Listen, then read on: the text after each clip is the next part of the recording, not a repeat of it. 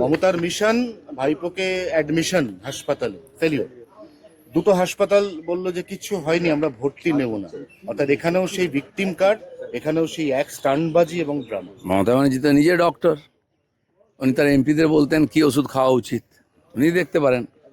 যারা কোনোদিন সরকারি হসপিটালে ঘুরে দেখেনি ওখানে মানুষের চিকিৎসা হয় কি পশুর চিকিৎসা হয়, আজকে সার্টিফিকেট নেওয়ার জন্য ওই হসপিটালে যেতে হচ্ছে, পুলিশকে দোষ দেওয়া হচ্ছে। আজকে পুলিশ যদি নগদাধীন হয়ে যায়, নিকম্মা হয়ে যায়, তার জন্য দায়ী কে? আমরা তো 15 বছর পুলিশের বিরুদ্ধে লড়ছি আর এই কমপ্লেন করেছি।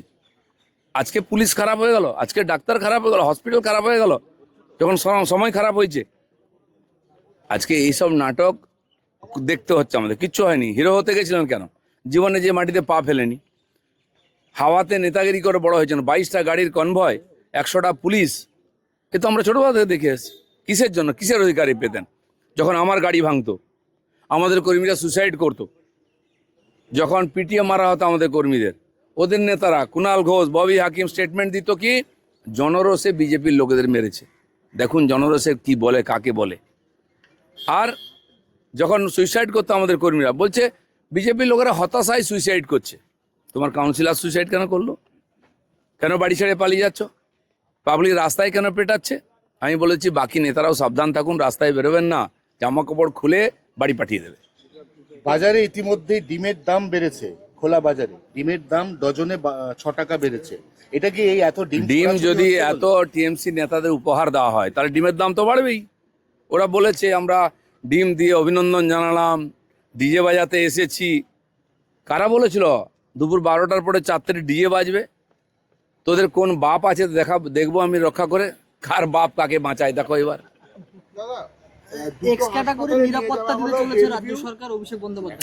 রাজ্য সরকার তো আগেও দিয়েছিল, রাজ্য সরকার তো দিয়েছে।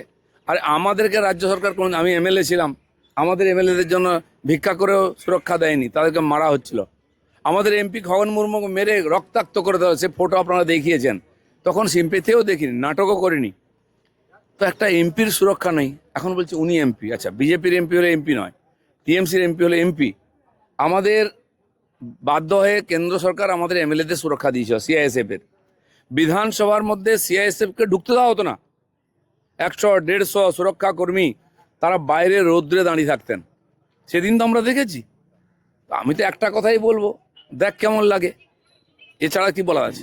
অনেকে বলছে অভিষেকের তো নিরাপত্তায় কাটছাট করা হয়েছিল, এই ব্যাপারটা করে ও নিজের নিরাপত্তাটা বাড়ানোর একটা চেষ্টা করে। এইসব চালাকি করে কোনো, আমি বলছি টিএমসির কোনো নেতার নিরাপত্তা দেওয়া উচিত নয়, পাবলিকের হাতে ছেড়ে দেওয়া উচিত।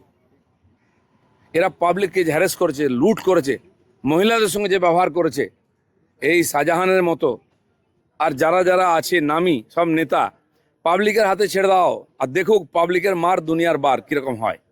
আমাদেরকে এই গুন্ডারা, এই সমাজ বিরোধীরা দিনের পর দিন আমাদের সাধারণ কর্মী থেকে নেতা কাকে মারেনি?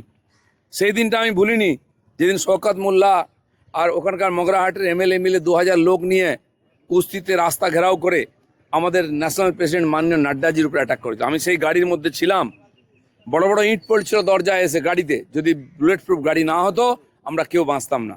তখন মমতা ব্যানার্জি কোনো স্টেটমেন্ট দেখিনি, তখন ভাইপোকে দেখিনি বলতে যে এটা ঠিক হয়নি। তো সময় চাকা তো ঘোরেই। দেখুন রাজনীতিটা বিরোধী পক্ষে থাকলে কেমন মিষ্টি লাগে, টক লাগে, সেটা একটু বোঝার চেষ্টা করুন।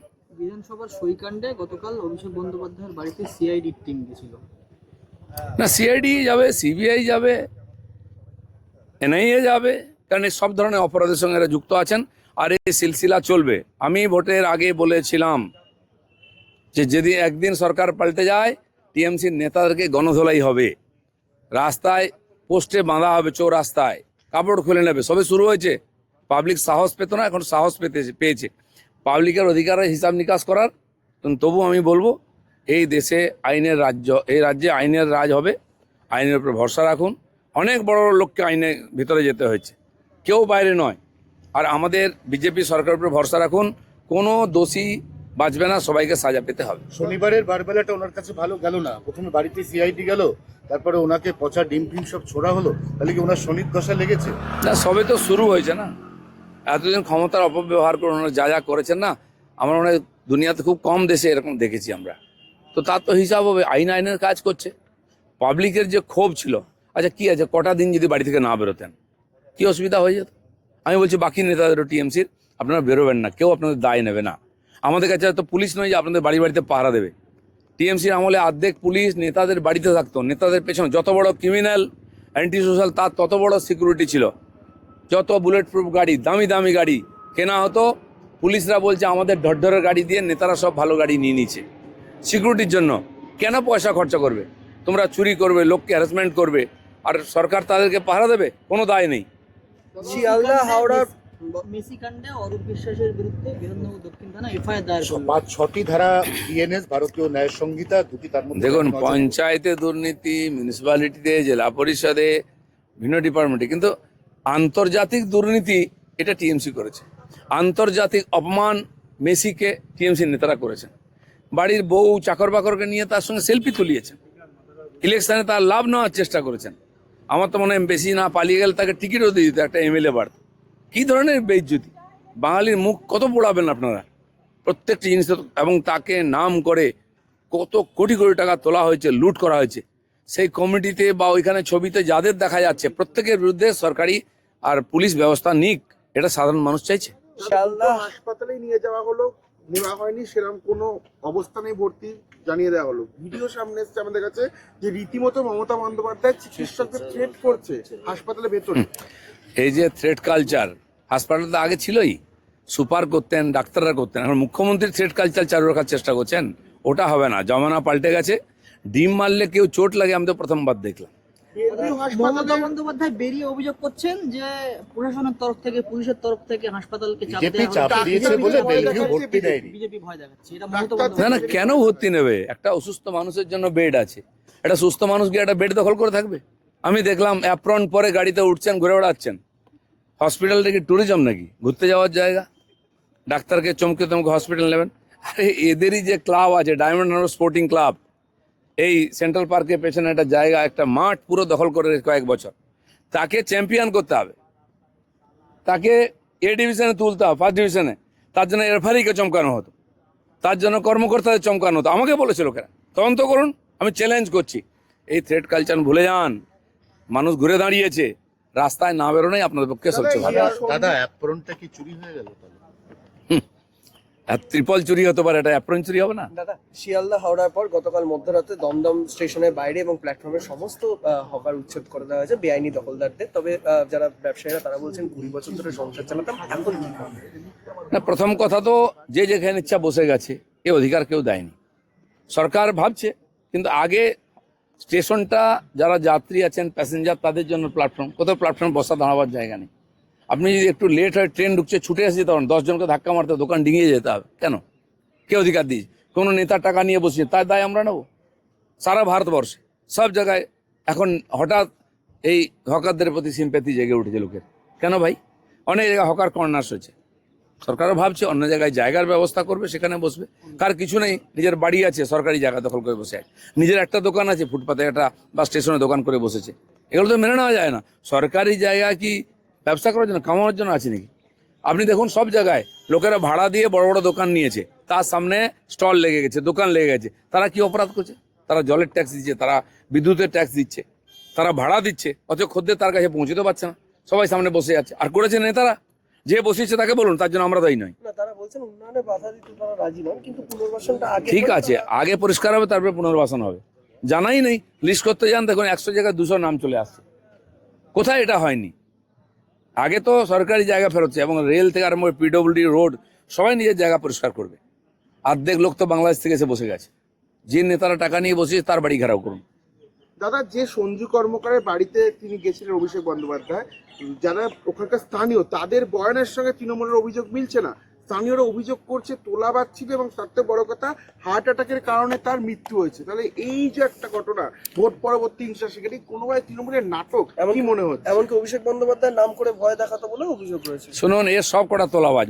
অভিষেক ব্যানার্জির তোলাবাজ ছাড়া, গুন্ডা, অ্যান্টি সোশ্যাল ছাড়া কারোর সঙ্গে সম্পর্ক রাখতেন না। আমি চ্যালেঞ্জ করছি পশ্চিমবাংলার 10.5 কোটি মানুষের কাছে, আজ পর্যন্ত কতজন অভিষেক ব্যানার্জির সঙ্গে দেখা করতে পেরেছে? কোন অফিসার, কোন এমএলএ, মন্ত্রী, এমপি দেখা করতে পেরেছে? আমাকে বলুন। কেউ করতো না। সব মাফিয়া, কোল মাফিয়া 22টা করে গাড়ি আসতো রানীগঞ্জ থেকে কনভয়ে, কয়লার টাকা নিয়ে আসতো গাড়িতে।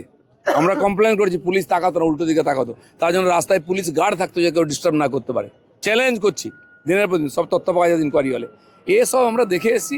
অতএব ঠিক আছে, এ তো গরু মেরে জুতো দান হলো, না দাদা, এখানে অল্পের উপর দিয়ে যাচ্ছে। সাবধান হয়ে যান, কোথাও যাওয়ার দরকার নেই। 15 বছর অনেক কষ্ট করেছেন, আমরা কাজ করছি, দেখুন বাড়িতে টিভিতে দেখুন কিরকম কাজ হচ্ছে। একদম রিস্ক নেবেন না, আমরা আপনাদের দায়িত্ব নিইনি। দাদা, তৃণমূল বলছে ভোট পরবর্তী হিংসার শিকার, কিন্তু স্থানীয়রা বলছে যে হার্ট অ্যাটাকের কারণে তার মৃত্যু। বহু জায়গায় সেটা কিভাবে? এসআইআর রাস্তায় পড়ে মরে যাচ্ছে, বউর সঙ্গে ঝগড়া করে ফাঁসি খেলো, সে নাকি এসআইআর মারা গেছে। ওই সময় যে জিএসটি হলো বা ডিমনিটাইজেশনে কেউ মারা গেল হার্ট অ্যাটাক করে, কোনো হসপিটালে চিকিৎসা ব্যবস্থা নেই, লোক মরে যাচ্ছে, বলছে জিএসটি লাইনে মারা গেছে। এখন এসআইআর মারা যাচ্ছে, এখন পাবলিকের পেঁদানি ভয়ে সুসাইড করছে, বলছে আর ইয়ে হয়েছে। যে লোকটা অ্যান্টি সোশ্যাল, পাবলিক জানে, যার নামে কেস আছে, তার প্রতি কোনো সমবেদনা নেই। সে গলায় দড়ি দিল, কি বিষ খেলো, কি হার্ট অ্যাটাক করলো, এ তো প্রায়শ্চিত্ত হচ্ছে মাত্র। এইরকম ডজন ডজন লোক আছে, কতজনের বাড়ি যাবেন আর কতবার ডিম খাবেন, এটাও ঠিক করুন। দাদা, এটাই শেষ প্রশ্ন। আজ থেকে সরকারি হাসপাতালে ডাক্তারদের আই কার্ড বাধ্যতামূলক এবং ডাক্তার স্বাস্থ্যকর্মী যারা রয়েছে তাদের বায়োমেট্রিকও বাধ্যতামূলক করা ডাক্তার হচ্ছে। থেকে টিচার, সরকারি কর্মচারী, ক্লার্ক, এমনকি ডেলিগেটেড কন্ট্রাকচুয়াল, সবার জন্য বায়োমেট্রিক চালু হবে। সবার আই কার্ড লাগবে, সবাইকে অ্যাকাউন্টে পেমেন্ট করা হবে। হাজার হাজার লোক আছে যে কোথাও নেশে বেতন পায় বাড়িতে বসে। সে এই নারেগা বা জিরামজি থেকে আরম্ভ করে সমস্ত প্রজেক্টে লক্ষ লক্ষ লোক লুটে খাচ্ছে, ভুয়ো। সেজন্য সরকারি টাকা ওদের গর্বে যাচ্ছে কেবল ভোটের জন্য, তারপরেও জেতা গেল না। সেজন্য সব জায়গায় পরিষ্কৃত হবে, এটা সবাইকে মেনে নিতে হবে। অনেকে কষ্ট হচ্ছে, একদিন কাজ করেননি, বাড়িতে বসে বেতন পেতেন, পিকনিক করতেন, ঘুরতে যেতেন, তারা অনেকে আন্দোলন করার চেষ্টা করছেন। এই ভুলটা করবেন না, কাজ করুন, পয়সা নেই।